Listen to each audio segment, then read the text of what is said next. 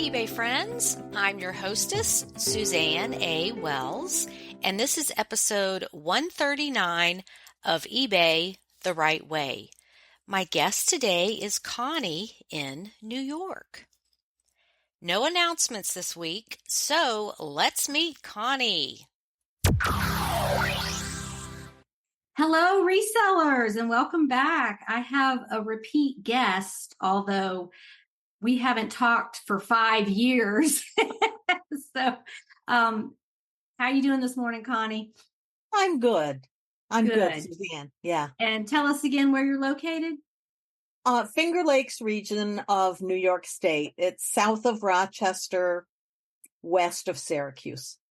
So I thought you were kind of in the Buffalo area. Is that near there? It's east of Buffalo also. Okay, for those of us about Southerners. An hour from each one. Okay, for those of us Southerners and people who aren't great with geography. Yeah. I knew you were up there in the snowy region. Finger Lakes is a beautiful area with a group of skinny, long lakes. They're very lovely, lots of fall colors and such. And they were formed by the glaciers, just, digging them out as they go. So there's a lot of wineries because the grapes have grown so well here because of the warmer, I don't know, something with the climate and the grapes growing on the hillsides that makes it conducive. Yeah. Okay, good. So for the listeners that probably don't know, back 2017, 2018, I was doing seller success stories on YouTube. So that's the last time we talked. And then when I posted about my family situation a few weeks ago, you sent a lovely message on Facebook and we started chatting about things. And so I was like, well, we just need to get you back on the podcast and catch up. So a lot's happened in 5 years for you. Oh, gosh, yes. So do you want to give us a little recap of what you've been up to? Well, I've been selling steadily on eBay. That is not the recap that we're focusing on right now. But when we spoke then, my mother had just moved in with me. I was caring for her. She was very able-bodied and very healthy in all ways, except that she, living alone, was not caring for herself well enough. So she came here. She got healthy and all that wonderful stuff. About 2 years in, there were signs and Alzheimer's was coming to her. So the last 3 years, she just passed away 6 months ago. Oh. And the Alzheimer's was more and more and more of an issue. Now, realistically, I was lucky in terms of caring for her because she was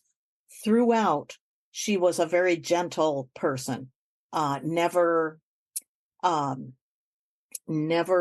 aggressive. Yeah, like agitation is a big part of that. People can get agitated and upset and angry. Yeah. And she never was. She would ask the same question over and over. She lost the ability for conversation, that kind of thing. She would answer questions, but she would not come up with her own follow-through questions or any of that. I believe she knew who I was until almost the end, and maybe she did know at the end. But we had hospice in the last few weeks only.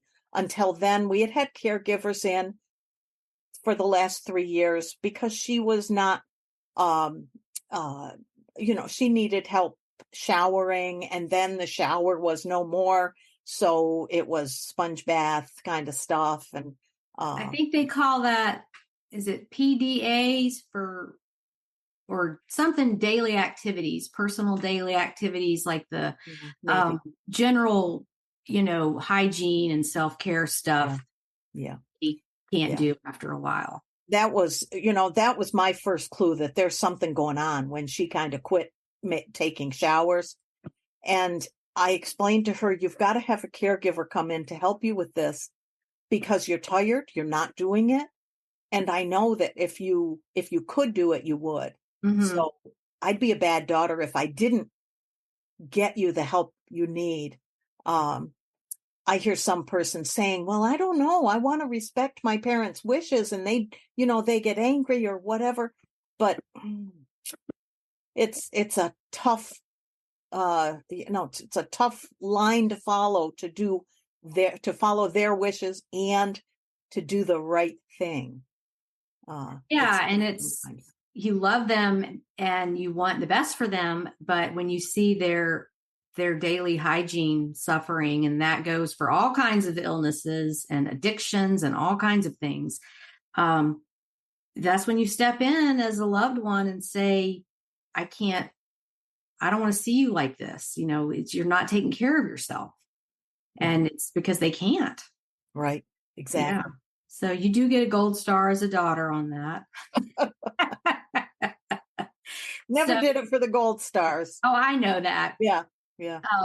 Not trying to make light of a serious situation, but some children of, elderly people don't step in. They just don't think that's something they're going to do, or they're not wired for that kind of caregiving. And they just, might need to put them in a facility, or another sibling does it, or, however it works out. And you have to recognize your own limitations. Mm-hmm. I could do a lot for my mother, but I could not bathe her. Mm-hmm. That was my, I wasn't going to cross that one. That was your boundary, right? Yeah. So I simply asked my hairdresser, do you know anyone, who would come in a couple times a week kind of thing? And she did. And that caregiver was with us a couple hours a week, and then more hours, and then more days, and then overnights if we had to go away or whatever. She was with us right through until the end. Mm-hmm. And she taught us as much about end of life as hospice did, really. She was real smart about it all. She knew a lot. And it's wonderful when somebody like that drops into your life, because one thing I've learned with supporting my sister in this is just tell everybody. It doesn't matter. Just tell everybody. Tell everybody, your neighbors, everybody at church, anybody you come in contact with. And people want to help. And it's like, if you don't ask, you don't get, because, the system, the organizations you go to aren't always that great in providing what you need, but word of mouth is. And you can reciprocate later in life. Don't feel guilty about accepting help. Yeah. People have a hard time with that. They're used to being and there's the pay it forward. You can't promise to do the same for them, but you can promise to pay it forward and do it for someone out there in the universe. Mm-hmm. Yeah. But and as far as my sister, they've had people drop into their life. Like, lady came to the house yesterday to cut his hair, because you can't take them anywhere. It's too difficult and traumatic. And just, little things like that. They had a hospital bed donated from the church that it gets passed around to whoever needs it. And just things like that. Because some of you have asked, is he on hospice? And it's like, no, he's too healthy. He's not sick enough. He doesn't have any comorbidities, and he hasn't crossed the physical boundaries yet. It's coming very soon, but you don't just get on hospice. It's you have to meet criteria. You have to be approved and all this kind of stuff. So, anyway, that's a little update on my side. Yeah. But so I've been up and down with my eBay. Yeah. Because of caring for mom over the last 5 years. And you are one of millions that are in this, or were in this situation, or will be at some point. Yeah. So that's kind of what I wanted to get to. What did you do? Did you put it on hold? Did you just extend your handling time? Like, talk about how your business changed when you went from just you, grandma, doing eBay to, caregiver. I simply did not list as much. I did not change my handling time. I still have 24 hours and it'll be out the door, because I package items before I ever list them. Mm-hmm. So that when I sell something, I can see right in the title, it's the last 2 or 3 letters and numbers are the shelf that the item is on. And it's already boxed. It's already packaged completely. All I have to do is throw in the invoice, tape it up, and slap on the label, and it's out the door. As long as it's really on the correct shelf. Right. So in your title, you've got like M12 exactly section, yes. And the, whatever. And do they still have the what was that area where you could put information like that on? I remember being told more than once that, oh, you can put it there. I could never figure out how to make that visible to me when it sells. Without going into the listing. I've always just saved 3 or 2 spaces at the very end for that info. And so that's much faster anyway.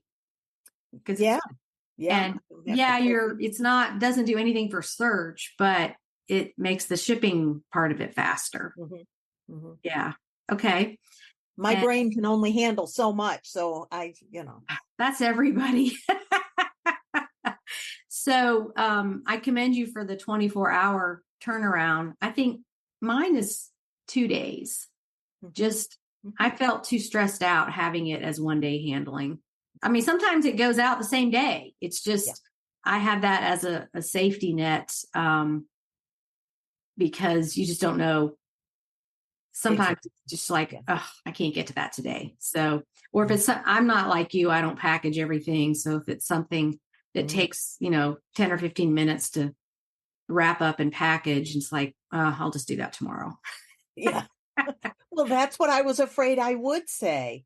And I have still a busy lifestyle with the grandkids and everything else. So having it packaged for me works best. I can take my time listing it. Maybe I will get more than 2 items listed in a day. That's a good day if I list more than 2 items.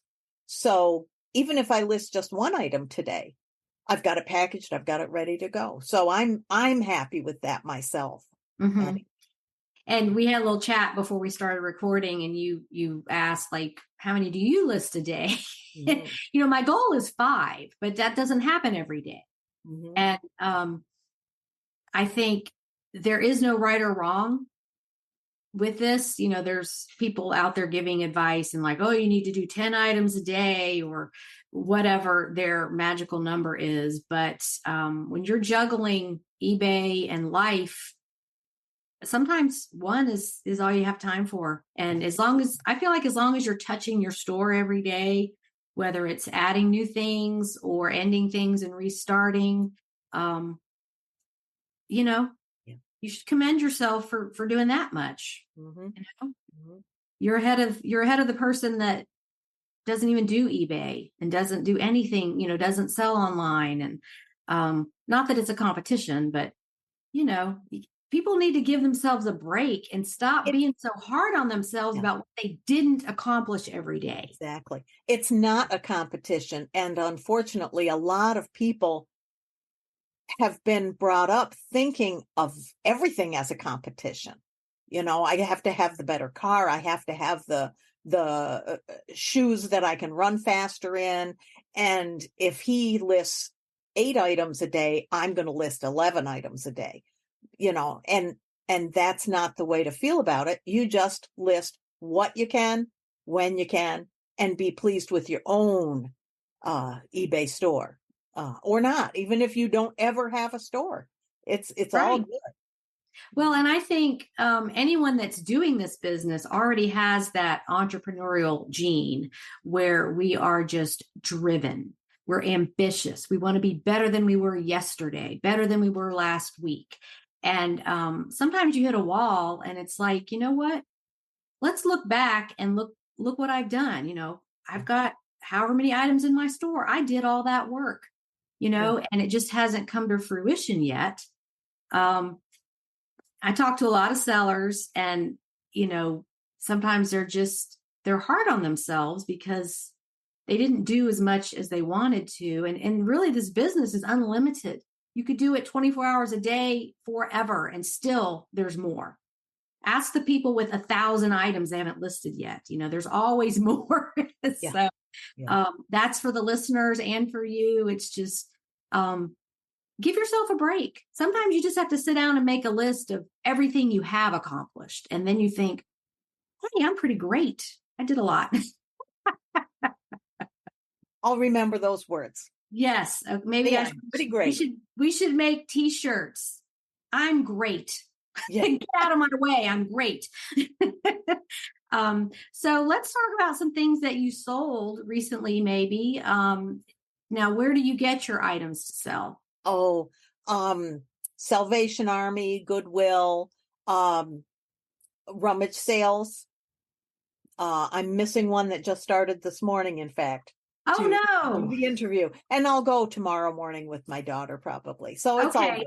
Yeah. Good. Yeah. Okay. And I find just as many cool things the last couple hours of a rummage sale sometimes. Just the way I look at things, but, and I don't care for the crowds either as much. I'm on board with that. I got a message yesterday from another seller talking about this sale that was posted on a Facebook group. And it's like the biggest estate sale you've ever seen. And it was just this farmhouse and a barn and thousands of items. And it's going on for 3 days. And I'm like, I'm going on the last day because I'm like you. I don't want to have to fight the crowds and, wait in line to get in. I'm more time efficient than that. Yeah. I always think about how am I using my time?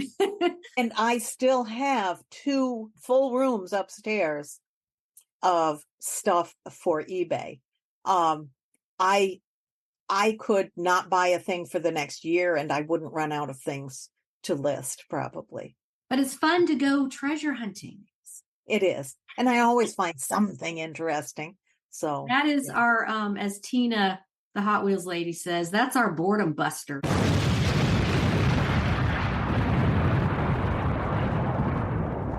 Getting out and looking and just change the scenery and talking to people and you don't know what you're going to find. And so, that's the fun part. So you asked about what I sold lately. Oh, here it is. Let's see. In September, I found, now I got this at Salvation Army. I think it was 99 cents.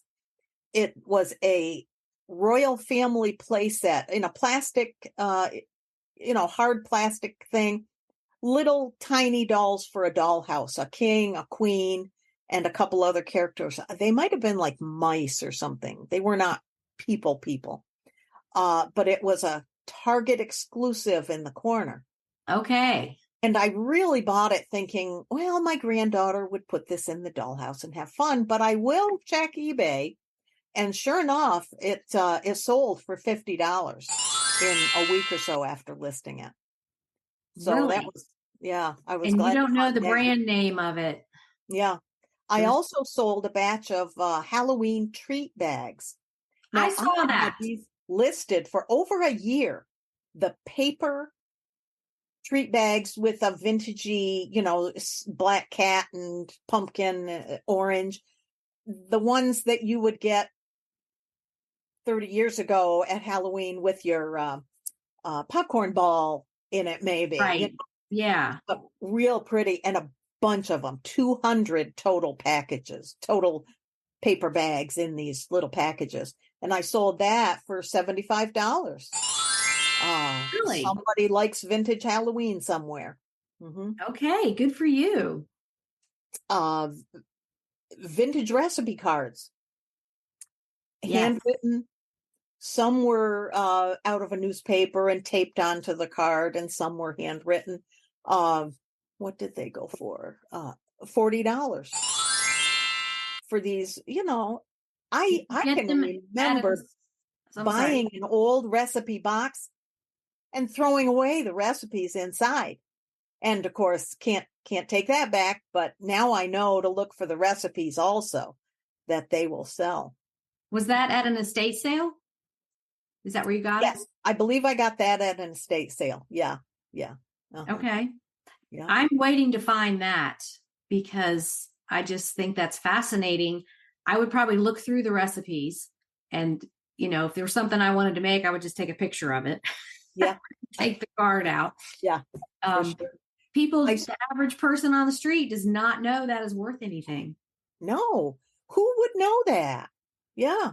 You have to sell them and see them on eBay to even know to look for these things, because they certainly look like trash. Those, 3x5 cards, and maybe the handwriting is scrawled and maybe it's nice, but or there's food splatters, like that's been handled a lot. Yes. In fact, speaking of the average person on the street, I talked to somebody the other day that's, I don't know, I was waiting in a line, like at the grocery store. And somehow we got into reselling, and I explained what I do. And this person, who was probably 35 years old, no clue that there are people like us. He's like, what does that mean, reselling? What are you talking about? Like cars?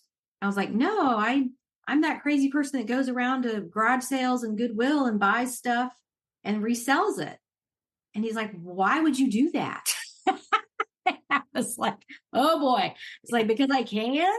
Because it's way better than having a 9-to-5 job. And so he had no idea that this was going on. And I just wonder how many people out in the world are like that, we think everybody knows because we're on the Facebook groups and we're out there talking to other resellers at sales and stuff. And we think like everybody knows and they're going to start doing it too because it's so great. But then you run into that person that completely clueless. I think he was in the medical field. So, just a completely different walk of life. But I have to chuckle. I'm like, yeah, I've been doing this every day for over 20 years now. It's just hard. My head was about to explode. I'm like, I know about this. So, yeah, those handwritten things are in that group of items that just the average person has no clue it's going to be worth anything. So right. How much did those sell for? You said $40? Yes, $40. Yep. Mm-hmm. And it wasn't just handwritten, it was clippings as well. Yes. Yeah. A mix of both. Mm-hmm. Okay. And all kinds of, some main dishes, some entrees, vegetables, desserts, all kinds of things. Yeah. Okay. A nice mix. Good for you. That's a fun sale. Yeah. Yeah. Another thing, and I still do a lot of this, puzzles. I sold a Wysocki. Wysocki is the artist that does these pictures. And they're very formulaic pictures on these puzzles. They're like old-timey Americana, horses, farm. Horse and buggy. Mm-hmm. Yeah.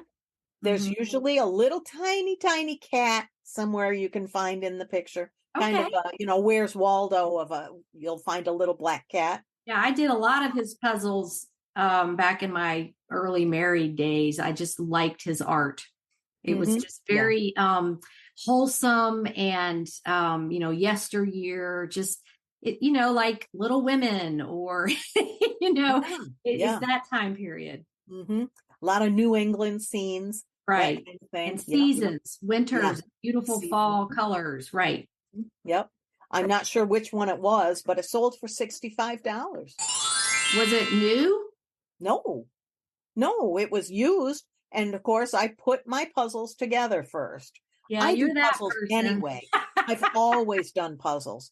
So, and that was something that Mom and I used to do together too, until she couldn't. Her eyes were failing too. So she went from 1,000-piece puzzles to 500 to 100 and then 30-piece puzzles at the end. But she always, tried to get those done even. But for eBay, puzzles have been up and down because at the height of the pandemic, wow, puzzles were flying out the door. Everybody was doing puzzles. And I sold a lot during the pandemic. But now it's slowed down again. And now you have to be a little bit more choosy about what puzzle you're doing. I tend to always check to see if it will sell for a decent price. If it's not going to sell for $25 or more, and that's including free shipping. All my items sell, 99% of my items sell with free shipping. Okay. But if it's not going to sell for at least 25, it's just not worth putting it on eBay, taking the time. Well, here's a question for you. A little Mhm. side job, maybe. I found a Ravensburger 5,000 piece puzzle. Ooh. It's used. There's no way in the world I'm going to work it. How much would you charge to I send it to you to work it? $1 million damn dollars. Yeah, okay. Well, and just for the listeners, I get this question all the time. Like, do I have to work it to show if the pieces are there? But that number on the box is really a suggestion. Exactly. It could have more or less than that number says. And even if you count the pieces, you're not going to know if they're all there. The only way to know is to work it. Yeah. But some people just don't care. They don't. And if one's missing, you can contact the manufacturer and send them a picture of the puzzle so they'll know what's missing, and they'll send you, most of them will send you the missing piece. Mm-hmm. Mm-hmm. So just for the listeners, don't feel like if you're not like Connie, like a puzzle wizard, you don't have to work them to sell them if they're used. Mm-hmm. Yeah. Yeah. And I've seen people sell them not made up, but I just feel that adds a level of confidence for the buyer. Absolutely. Yeah. If you're a puzzle worker and you want to do it, go for it. Mm-hmm. And I even put a little blurb in that I'm going to package this carefully so that it will, get through the shipping without any damage. Right. Yeah. Yeah. Yeah. Maybe you could start a side service, Connie's Puzzle Assembling. Yeah. I Charge do by the enjoy it. hour. Yeah, they wouldn't want to charge me per hour because I'm slow at it. But it's just a side thing. I'll work on a puzzle maybe an hour before bed or something, just a mindless stuff. Yeah. I mean, I like working them. It's just a time thing. In fact, when my kids were growing up, we always had a puzzle going in the summer on the kitchen table, 500 pieces at least. And that was what they got sent to do when they said, I'm bored. Yeah. Oh, well, you can go work on the puzzle. Don't tell me you're bored because I'm going to give you something to do. But, it's just sort of relaxing, and it is kind of mindless. And then you get into it and it's like 2 hours later, like, whoa, what happened? Yeah. Yeah. Just one more piece. And it never. Right. And once you get to the last 20, I'll just finish it. Yeah, just finish it. Yeah. So that's good. I commend you for doing, and that does keep your brain active too. That's true. Mm-hmm. Or whatever age you are, because there's so much technology now that you just get sucked into things. But puzzle working, it uses your mind to problem solving. So good for you. And I've heard that some puzzles go to nursing homes, assisted living. Like, it's something for them to do. They don't care if all the pieces are there or not. Yeah. So it's just, it's an activity that's engaging and with other people. Mm-hmm. Yeah. As opposed to playing poker and gambling all your money away. I went into a car repair place and had to wait in the waiting room for an hour or so. They had a puzzle table and in the waiting room, and you just see that. I would do that. Yeah. Yeah, I would do. That's a great idea. Yeah. That was pre-pandemic though, but yeah. We'll be back after a quick break. Are you starting a business or in the thick of running a business? Then I have the podcast for you. Hi, I'm Sonia from the Founder Hub podcast. Our show goes behind the scenes of founders and their startup journeys, sharing their little gold nuggets of their success and how to pivot around adversity, keeping it real and leaving no stone unturned. You will hear from founders of brands that we all know and love. Starting a business can be a lonely road, but it doesn't have to be. Join us weekly to get your juices flowing. Click the link in the show notes and follow the Founder Hub podcast today.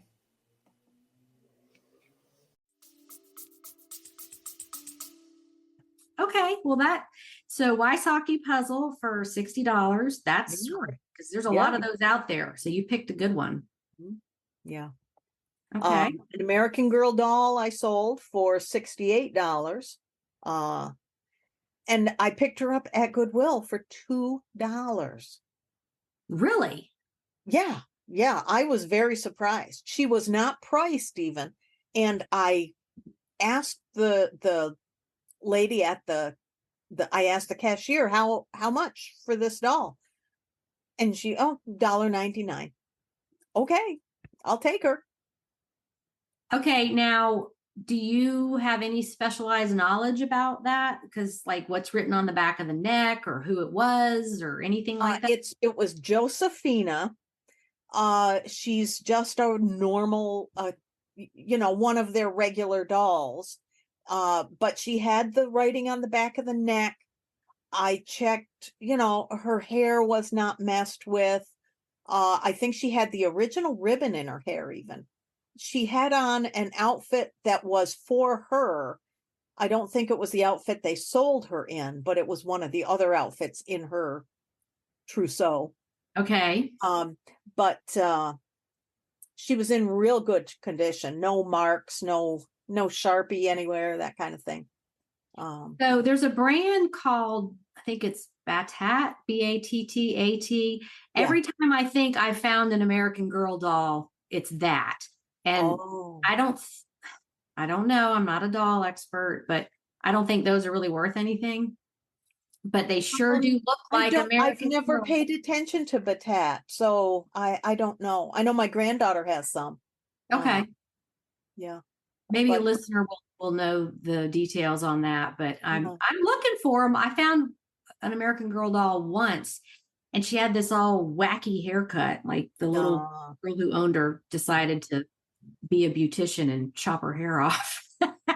There are people that will reroute the hair and make it look just like new. I have no clue how much that costs, but they're there. For any doll, Barbies, there are specialists for Barbies. If you find a really nice old Barbie and her nose is, messed with, or she has no fingertips, those are typical issues with Barbies. And they can fix it up and make her look brand new. Okay, well, I do know about the American Girl Doll Hospital. That's right, yeah. Where she's missing an arm, you send her to the hospital and get her back with a new arm. Yep. Or whatever it is. But yeah, it has to be worth the price you're going to pay to have the repair done. It may just be better to sell it as is and let the buyer pay for that. Yeah. Yeah. Right. You have to always weigh that. How much will it cost to fix it up, make it look sellable? Yeah. Yeah. I'm becoming, over my history of an eBay seller, I'm sell it as is kind of person. I was out yesterday treasure hunting and I found this beautiful cashmere sweater. It was like 3-ply. It was so thick and it was beautiful, but I held it up to the light and there's all these little moth holes, and like you can fix a ripped seam pretty easily. And you're not going to see that repair. Or if it's a cable knit, you can fix that. But this was just a smooth cashmere. And I literally stood there. I was just like, I can't fix this. And it wasn't worth it to buy it and sell it as a cutter. It wasn't on sale or anything. But yeah, I was just like, in the early days, I would have bought that and tried to do something with it. But now I just think about how much time is it going to take me to repair this, because time becomes your most valuable resource. Right. You have to make choices. You can't do everything. You can't rescue everything. Right. So anyway, back to the dolls. So American Girl doll, and she sold for $68. And do you know what you paid for her? $2? $1.99. $1.99.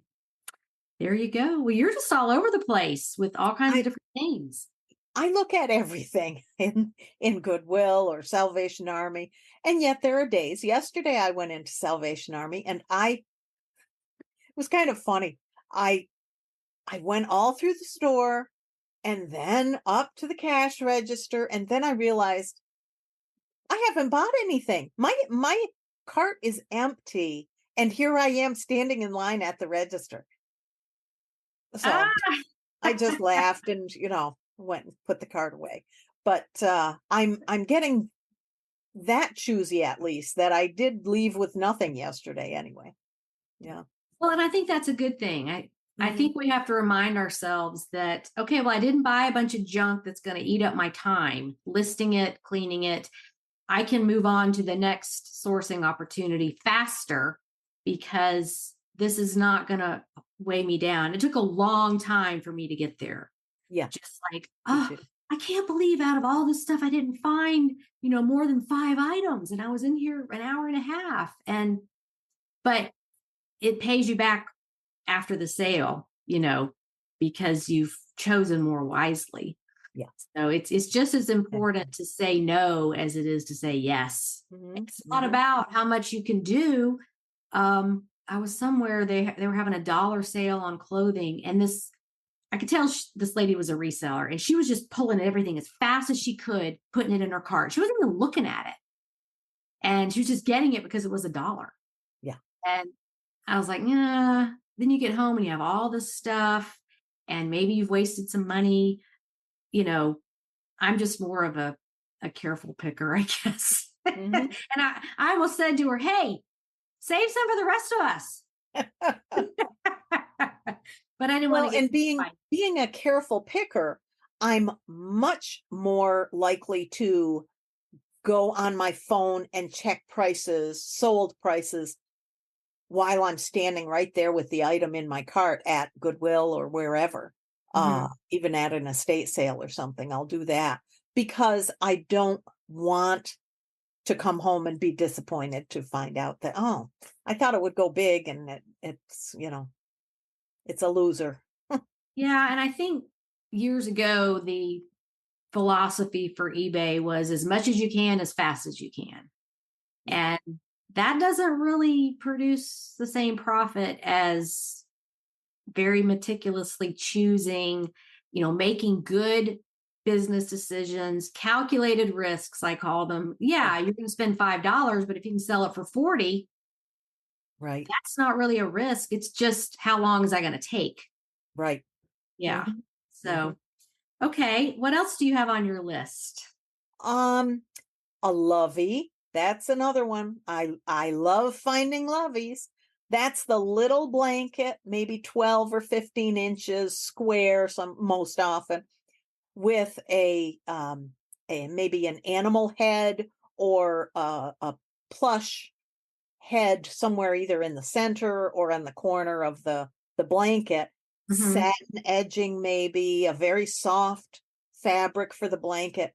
And this one was Ariel from the Disney movie, Okay. and that sold for $40. I sold that one too. Oh, Yes, I did. I remember that. It was yep. probably within the last year. Um, that's a great sale. And those usually are what, 50 cents, $1? Yeah, a dollar, maybe two. Yeah. And that's worth it to me. Sells it's easy to ship, very small, soft. You can't break it. So it Mhm. goes right in a padded envelope, and off it goes. Yeah, It's amazing the stories of when parents have bought these for me over the years. It's like, oh, we were at the amusement park, and we lost this, and yeah, or flew out the car window, or and it's so treasured by that child that mhm, they just go on eBay and buy another one. It's like, yeah, um watching a 2-year-old have a meltdown because their teddy bear Lovey is gone, and it was the only thing that would soothe them and get them to go to sleep. yes, It's like parents are like, just whatever the price, I'm gonna buy it. I yeah, need my yeah. sanity back. That toddler parent needs that rest. Yes, absolutely. So, um, and if you're the only one that has it, that's great. Yeah, Uh, I don't like to price gouge people, but you have to look at the market. yeah. And I Mhm. found one yesterday by Aiden and Anais, Anais. They make Hmm. Muslim um, baby blankets, like swaddle blankets. Oh, I yeah. didn't even know they made Loveys, and this one was blue and had a little bunny rabbit on it. And I was like, I didn't even have to look it up. I'm like, oh, I know that brand. I'm getting that. And this one sells anywhere between 60 and 100 Wow. because it's just they don't make that one anymore. Yeah. The whole buying back your childhood thing, the millennials and what's the one after them? Gen Z. I, Um, yeah. that have money now and they can buy things because they have jobs. Well, a lot of them do. But they want, they're buying back their childhood. It's an emotional thing that you can't put a price on. So I usually pick up any of them that I find and don't even worry about researching it in the store, because for 50 cents, Mhm. you As know, long as they're clean, yeah, I always wash them when I get them, but right. as long as they're not stained or torn, Yeah, I'll or, grab them look too. like they've had a rough life. Yeah, yeah. Yeah. They have to be something the new child will say, "Oh, this must be mine." You can't Right. fool Yeah. them. Right. Exactly. So, so that I think was a Disney Disney, brand. yeah, Ariel, Mhm. yeah, yeah. Okay. So, um, let's see what else. Um, Back in June, I sold what was called an oily jiggler, a little frog, and it was actually from the 1960s. I had done a house clean out. Um, the gentleman was elderly. His wife had passed away a few years earlier, and he and the caretaker were finally emptying out the wife's items. So she was a doll seller. She would go to these doll shows that were so big years ago. And this was one of her items. It's not a real doll thing, but anyway, called an oily jiggler. And it was a Hallmark or one of those brands that Hallmark sold, maybe.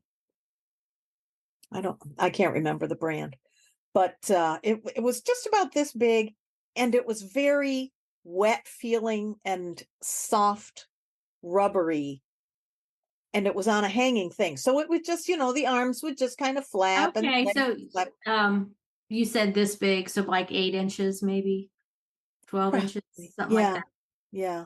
Yeah. And it sold for $180.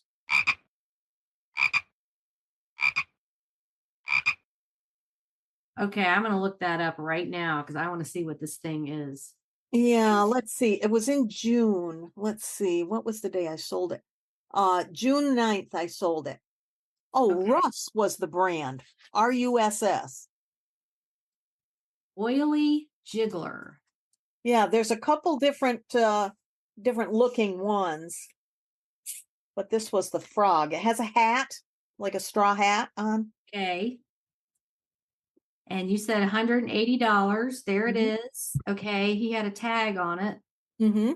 Um, yeah, it's just like this rubbery looking thing. Yeah. Yeah. And it has a hook, a loop, so you could hang it on something, maybe like on your rearview mirror or somewhere it'll bounce That's what around. I pictured. Yeah. Yeah, Review. somehow it'll bounce around. But they're very collectible. Yeah, it looks very squishy. Yeah. Yeah. Okay, so 1968 Oily Jiggler Frog by Russ Berry. Yeah.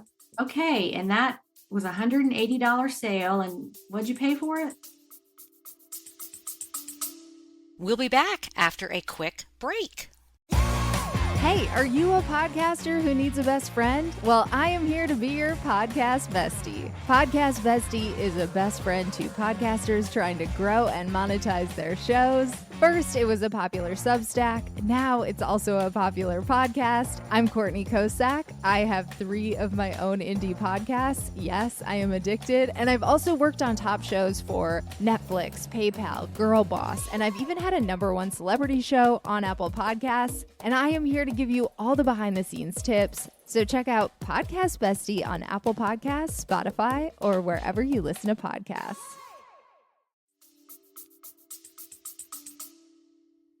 $1? I did the house clean out. Oh, right.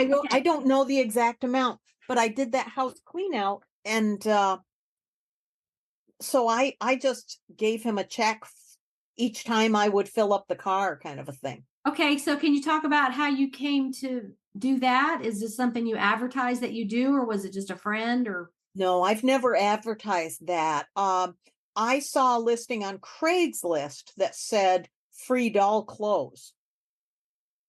Okay. So that I like that price. Yeah. Free's good. So I called, and I was not the first one to call. Hmm. But she had given the original boxes of doll clothes to someone else. But then we chatted, and she said, "Well, you can come look at some of the other stuff we still have for his wife, um, who passed away." And Hmm. so I did, and this worked out well. I went up to his home 3 or 4 times and filled the car each time. Hmm. I think that's great, that you didn't get discouraged that you weren't the first one, because Right. these, Facebook Marketplace or Craigslist or Let Go or Nextdoor, all these places, where you can advertise stuff, people bail out. They decide that's too far to drive. I don't want to do it. Or, oh, this happened and I couldn't make it. And you can be in line and suddenly it's your turn. Yeah. Yep. Yep. And he was a real nice guy. We really, I enjoyed chatting with him each time. And I would bring McDonald's Sundays with me, and we'd sit and chat. And, Oh, a little sugar bribery there. hey, it worked. Whatever it takes, right? Yeah. No, Yeah. I mean, He was an elderly man, and he didn't have a lot of company. I figured might be the high point of his week, so I'm going to make it worthwhile for him too. I like that. Yeah. In fact, when I was visiting my sister a few weeks ago, we were out somewhere and Jeff was with us, and I was, trying to talk with him. And he used to eat McDonald's every day Oh. as a 20-year-old person. And Yeah. and Trina's a person of health, and she just thought that was horrible and yada yada. So we got to talking about McDonald's, and so when we were done where we were, I was like, I'm gonna go to McDonald's and get him a Happy Meal. And I did, and he just thought that was great. He just this big smile, and he remembered that. And we all had McDonald's. I hadn't eaten that in probably 5 years, but it was quite delicious. It was like, it did brighten his day a little bit. And it's something that my sister wouldn't have thought of, because, she's in the day-to-day of caregiving and all the things that have to be done and the calls have to be made and all that. And here I come with, a Happy Meal. So, I get it. Yeah. Yeah. Yeah. It's not the food as much as the company sometimes too. And, And and it's fun to give, to be the giver. Mhm. There's a lot of joy in that. So that was a sweet thing for you to do. Yeah. Yeah. So, okay. So you go to thrift stores, estate sales, house clean outs. What else? What else have you got on your list? Well, let's see. September was super quiet. Between we went to California for a family wedding in August. My daughter got married. Oh, congratulations. Thank you. So I didn't get a lot listed in August. I didn't. And then September, of course, is the consequence of that, because I didn't sell a lot in September because of that. Well, and we came home, not only from the wedding, we came home tired, but we came home with COVID too. Oh, Second no. time. Oh, my husband's first time, actually, my second time with COVID. But So wait, was it different the second time? Were the symptoms different? yes. Yeah. Yeah. No headache, just very lethargic. And just, I would sit here trying to list, and I would get up 2 hours later and not have done a thing.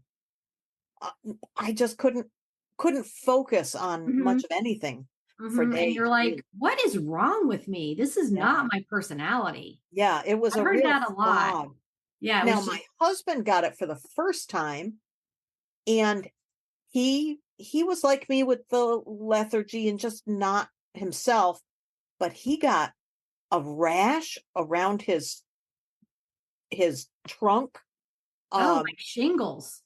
Yeah, it was very similar to shingles, but it wasn't. Thank goodness. Yeah, but it lasted a couple of weeks. It was really very annoying and kept him awake and just wouldn't stop bothering him. Oh, God. That was awful. And I had never heard of that, but supposedly that's a COVID symptom. Yeah, and it's strange how everybody's body reacts differently. Even if it's the same strain, like whatever Omicron or whatever the ones are, I don't know all the names, but everybody's different. It's like, oh, when I had it, I just had a headache for 2 days. And then you've got this person over here that was like, oh, I had it for 3 weeks and I couldn't do anything. Yeah. It's so different for everyone. You've had a busy year. 2, 4, 6. I sold 6 items in the entire month of September. Oh gosh. Yeah. Yeah, that had me worried actually, but it is what it is. I couldn't do anything about it. You knew you'd get back to it. Right. Exactly. You knew you'd get back to it. So you just have to get through it and know that, okay, once I get on the other side of this, it's going to be better. Yeah, exactly. As the grandkids have been growing, I've had Marble Works, the marble shoot game from Discovery Toys that you put a marble in and it goes through this, Anyway, I had a bunch of that stuff, more than 2 full sets probably, that they would put together and make it a mile high and just make it wonderful. So I divided that up and started selling that off. I had 3 lots that I put together, and I sold one of those in September for $46, 26 piece. And it might have been basically the original set with the original box and everything. So that was a decent sale. And I've had it around for years. The grandkids have really enjoyed that. Yeah. Okay, so that was something you bought for them to play with at your house. Yes. Okay. Yes. 10 years ago or so, more. I think it's great that grandparents like you are involved enough to know what kids are playing with and what they like. You're lucky to be able to see them often enough to do that. I am very lucky. As they grow and get into new toys and clothes and games and all that, it's like you're paying attention. Yeah. I was looking at toy catalog that came yesterday for Target, and it makes me sad because I only have one grandchild here nearby that's young enough for toys still. The rest of them are all into on their phones all the time and the school sports. Boom, that's about it. The one little girl here, and then I have 2 grandsons in California who are younger too. So they'll get some toys, but I don't get to see them unwrap it probably, Right. But yeah. That's when you have a FaceTime Christmas. Yeah. Oh, we will. Yeah. I mean, it's not the same, but that's a good use of technology, I think. I agree. Yeah. And like the, I guess it was Ring camera that you had for your mom. I have a friend whose mom is, I think she's 93 and she still lives alone, but they've got cameras all over her house. And, they're watching just to make sure she doesn't get hurt. Yeah. And that kind of thing, or you need help and not be able to get to the phone or whatever. But I was like, that's a great idea.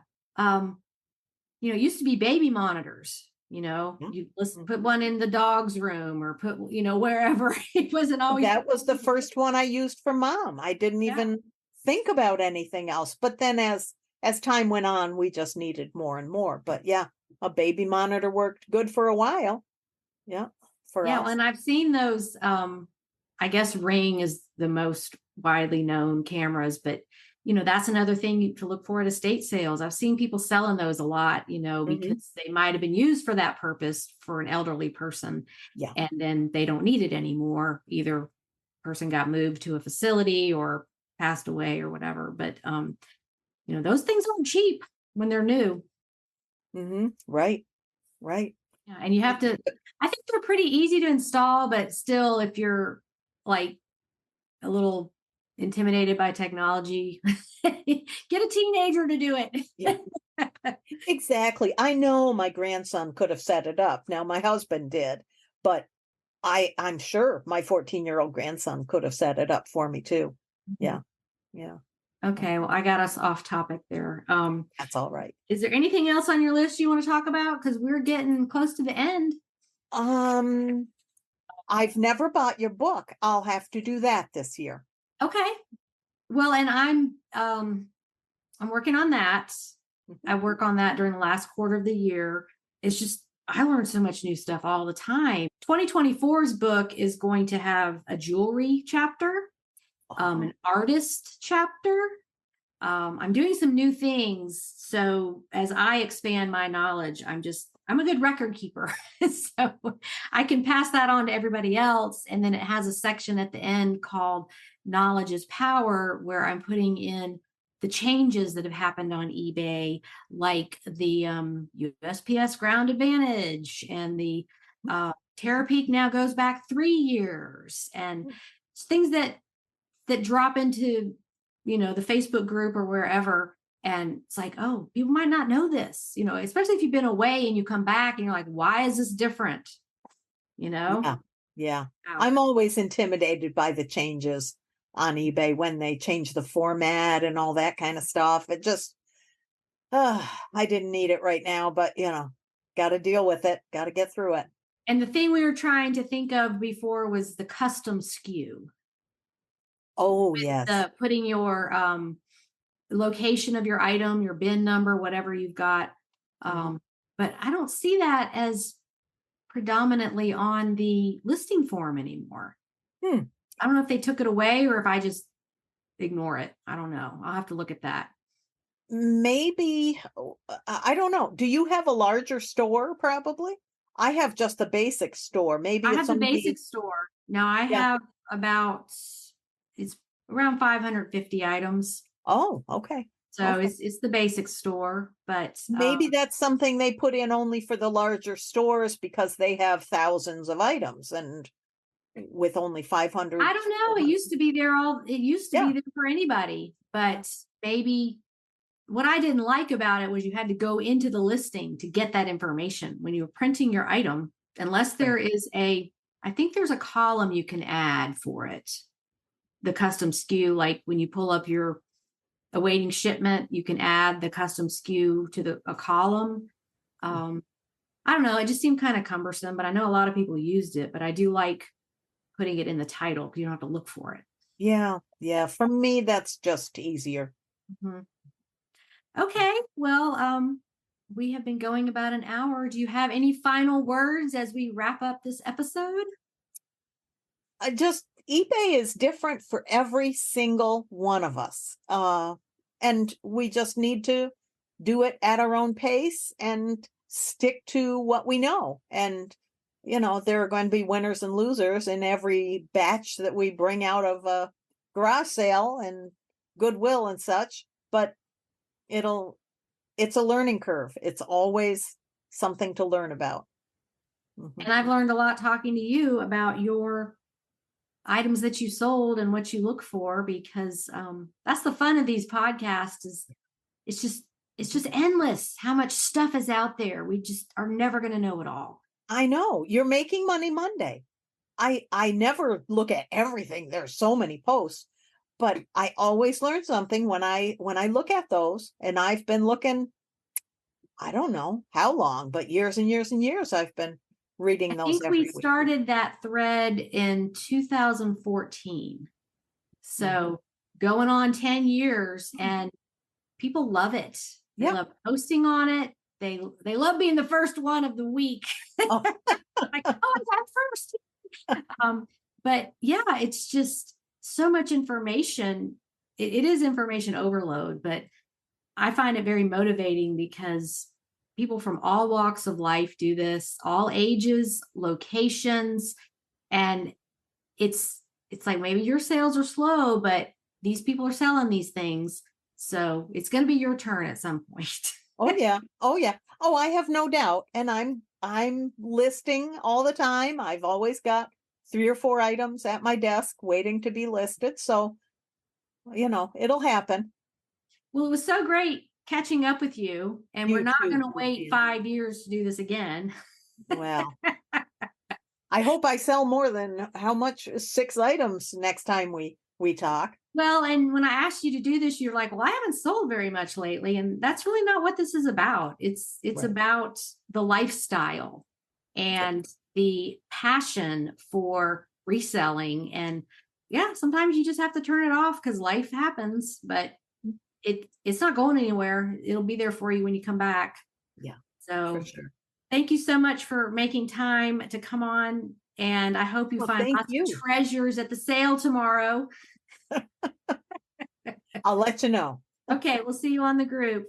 Okay, bye-bye. Okay, bye. Thanks again, Connie, for making time to come on the podcast. I enjoyed catching up with you. Okay, on to today's trivia question. Since Connie mentioned American Girl dolls, what's the big deal with them? Here's a few seconds to think about it.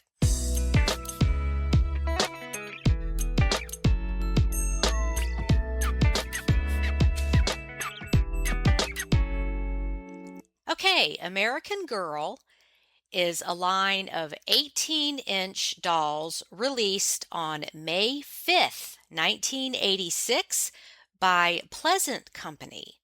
The dolls portray 8 to 14-year-old girls of various ethnicities, faiths, nationalities, and social class throughout different time periods in history. They are sold with accompanying books from the viewpoint of the girls. Originally, the stories focused on various periods of American history, but were expanded to include characters and stories from contemporary life. Pleasant Company was founded in 1986 by Pleasant Rowland, that's the person's name, in Middleton, Wisconsin, and its products were originally purchasable by mail order only. In 1998, Pleasant Company became a subsidiary of Mattel after Mattel purchased the company for $700 million. And your big question might be, what American Girl dolls are worth the most money? The answer, without a doubt, the most collectible American Girl dolls are Addie, Felicity, Josephina, Kristen, Molly, and Samantha. Look for dolls manufactured in the 80s. They can sell for thousands of dollars, depending, of course, on condition, if they are signed, and other factors. Check Terapeak, put in American Girl doll, and just take a look at how much this stuff sells for, including the clothing, the accessories, the furniture, all that stuff is worth learning about. Okay, next week my guest is Kari in the Pacific Northwest. She responded to my call for glassware specialists, so some of the podcast will focus on that. However, she has much more to share, including the Native American items she has found and sold. Very interesting stuff. Thank you all so much for tuning in, and make it a great week on eBay. Bye for now.